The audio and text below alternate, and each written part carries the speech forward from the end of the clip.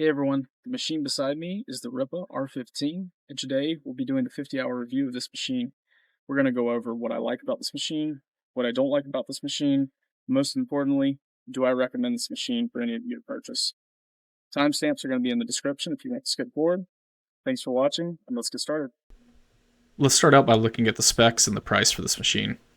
The Rippa R15 is a 1.5 ton mini excavator that comes with a Kubota D722 3-cylinder diesel engine, a triple stack hydraulic gear pump, a swing boom, and adjustable chassis.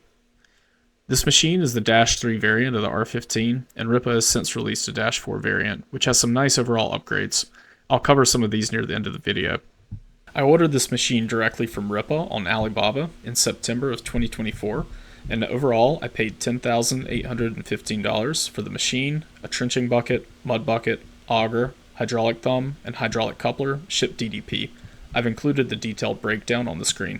I want to touch on the after-sale support and service as well. I haven't run into any major issues that I've needed parts for as of now, but the machine did come with the fuel sensor not working. After letting my sales rep know, she put me in touch with the after-sales support team, which had me do quite a bit of verification that the part was bad, but eventually they sent me a new sensor. They did say it would arrive in 1 month, but it took 3 months. Considering this isn't a critical part, I didn't make a huge fuss about this, and I would hope they would expedite the shipping for any critical component, but it is something to be aware of.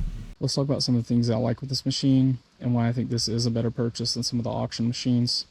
So overall, the Rippa build quality seems to be much better than the auction units. So it's just the small things. You'll see the hoses are all routed through the boom for all of the cylinders. Most of the hoses now have this coil around them for protection. You'll notice that there's quality control marks for torquing most of the bolts and nuts here. Down the quick coupler. One of the nice things is that the blade can actually retract. So if you move your chassis in to be at the minimum width, you can actually adjust the blade. That way you can go through smaller gates if need be. Typically I keep this all the way out. There hasn't been many use cases for me to retract it, but it's a really nice feature to have. The hidden travel motors are really nice because these are protected now, as opposed to a lot of the other machines that have the direct drive units that are sitting out here. So a lot of people have to put guards on the back, but having these hidden is much nicer. So one other thing to note is that the swivel motor gear is protected. This is really nice so that you don't get anything up in there to damage your gears or any other junk in there. So you can see it right here. There's the cover. Alright, so moving into the engine bay, you can see that we've got all of our filters, air filter, fuel filter, water filter for our fuel. The exhaust is all covered up. You can't see it from here, but on this side of the machine, if you can see through there, there's actually a radiator and a oil cooler for the hydraulic oil. So I've never had any issues with this machine overheating. It does get a little warm. Now it's starting to become summertime, but overall it's not too bad.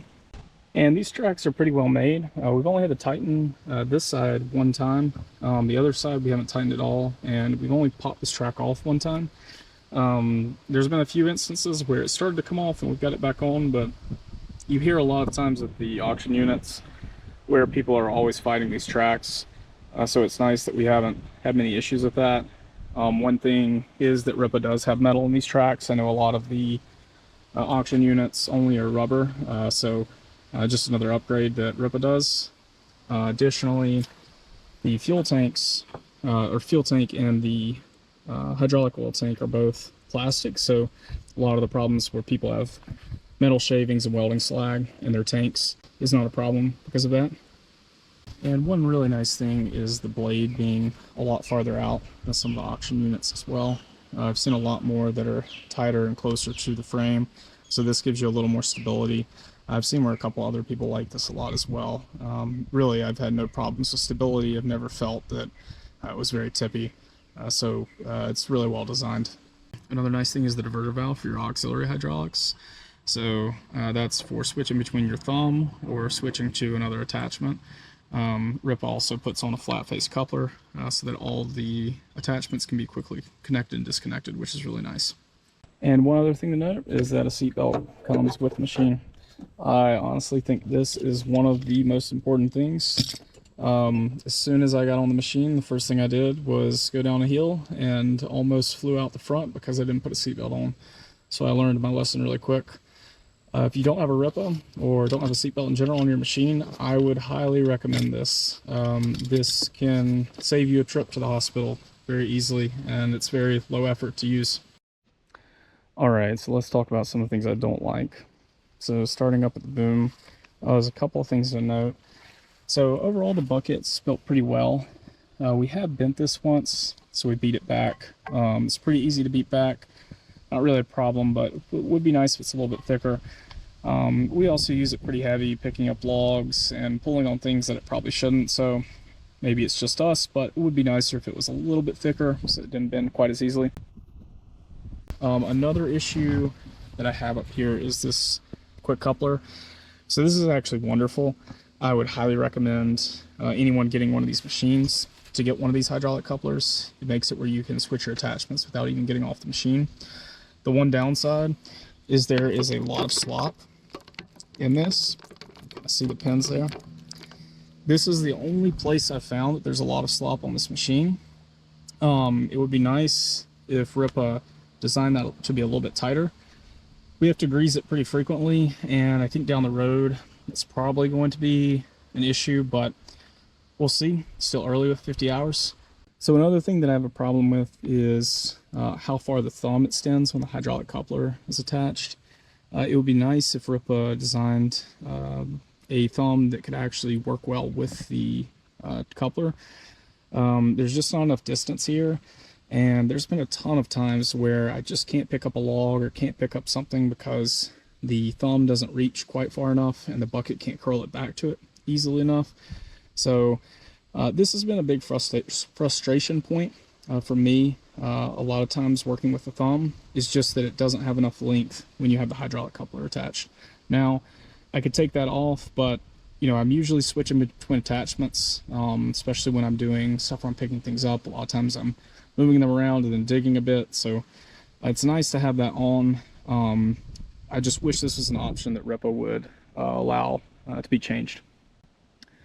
Another thing I've seen noted from a lot of people on this thumb is that it's bolted to the boom and not welded on. So a lot of people have problems with this, and I've seen where some people have actually pulled these bolts and sheared these off. And so of course that causes more issues where they're just gonna have to weld it back on. I haven't had any issues. I picked up some pretty heavy stuff, pulled around some pretty heavy stuff, and I have not had any problems yet. It is a weak point though, and that is one thing to consider. I have bent the thumb, not badly, and I could ding it back, but just haven't had a need to really. But overall it's pretty strong and haven't had any other issues with it. And the last major gripe I want to talk about are these pedals. So I'm going to cover this a bit in a later section about the upgrades Rippa's done, but I just want to highlight how much I hate these pedals. These are terrible.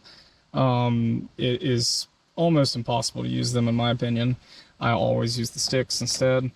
It would be nice if there were better pedals on this machine. Alright, and now just talk about a few minor nits I have with the machine. So on this side of the boom, this is the only Zerk on this side of the boom. Notice there's no others. I wish this pin had been flipped around, so probably if I do maintenance on these pins at some point, I might flip it around just so it's on the side with all the other pins. The light is not great. It's okay. I shouldn't say it's bad. It's just not the best. There's better lights out there, and I ended up installing a light bar on the top, which was really nice. I worked in the evening. The only problem with this is how much the top shakes. And one other thing to know is that the hydraulic oil and fuel tank cover, it won't stay open. I wish there was a spring here just to hold this open. So what I've found is I'll just take like a piece of cardboard or foam and just jam it up here where it'll stay open so I can fill it up by myself. That's kind of annoying, but once again, just a minor nit. One other thing I'll note is that the lockout here is only for the pilot controls. So it's not for the thumb, the boom swing, or the tracks. So one thing that if you're a larger guy, you need to be careful about is just hitting these when you're getting off the machine. There's many times where I'm working, pull up the lockout, I'll go to get up, then I can bump into this. So it's one thing to be cognizant of. It'd be nice if there was a little more room so that you could get out easier.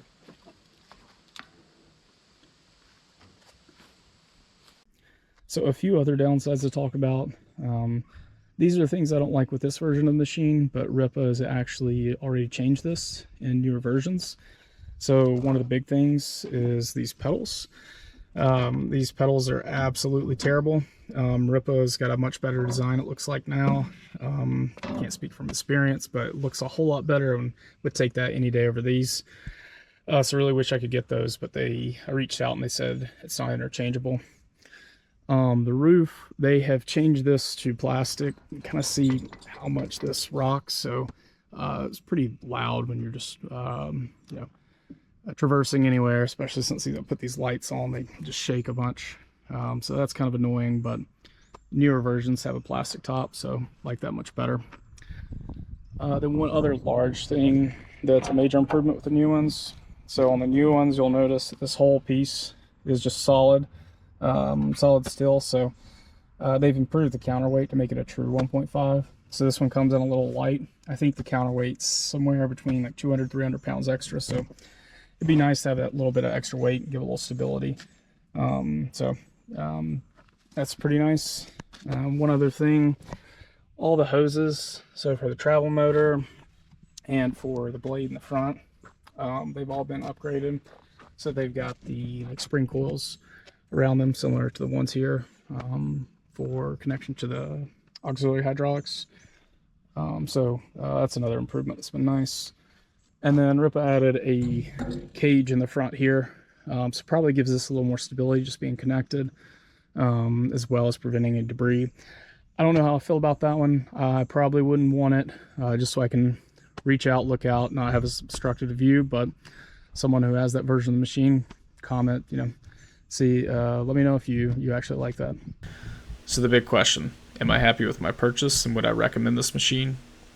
Overall, I've been very satisfied with this machine and I would purchase it again if given a choice between an auction unit and this machine, even considering the price difference. However, if I had that same question between the R15 and the R18, I would likely go with the R18 at this point. The R18 is a bit larger, which would have been nice in several situations, in addition to the R18 being targeted more for commercial or contractor usage, with more of the design going from budget to fully fledged out. With that being said, I would recommend the R15 for anyone who is looking for a higher quality Chinese mini excavator, looking to use the machine around the house or to manage under 10 acres, targeting mostly medium to light duty jobs, looking for some after-sale support, and being willing to pay slightly more than the auction units. While my experience with Rippa and the R15 has been positive so far, I would also note that I've noticed more people reporting quality control issues with the Dash 4 variant, so your mileage may vary. I hope this video has been helpful, and if there's anything else you would like to know about the machine, drop a comment below, and I'll do my best to answer your question or showcase a demo in a future video. Thanks again for watching.